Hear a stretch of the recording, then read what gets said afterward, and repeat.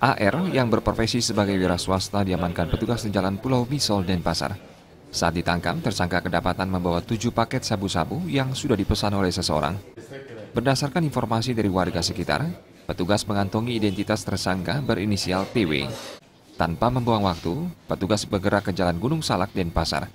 Setelah melakukan pengintaian, petugas melihat tersangka dan langsung menangkapnya. Dari hasil penggeledahan, petugas menemukan 7 paket sabu-sabu yang akan ditempel di TKP. Kedua tersangka langsung digiring ke Polresta Denpasar untuk keperluan pemeriksaan lebih lanjut. Berdasarkan pengakuan kedua tersangka, mereka tidak saling mengenal dan mendapatkan barang ilegal itu dari seseorang yang berada di luar Bali. Tersangka hanya ditugaskan untuk menempel paket sabu-sabu di tempat yang telah ditentukan dengan upah Rp50.000 per paket.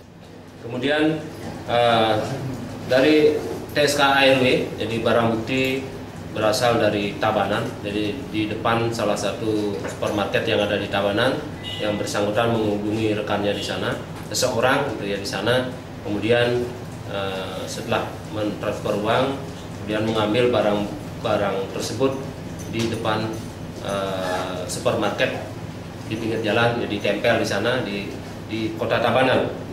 Kemudian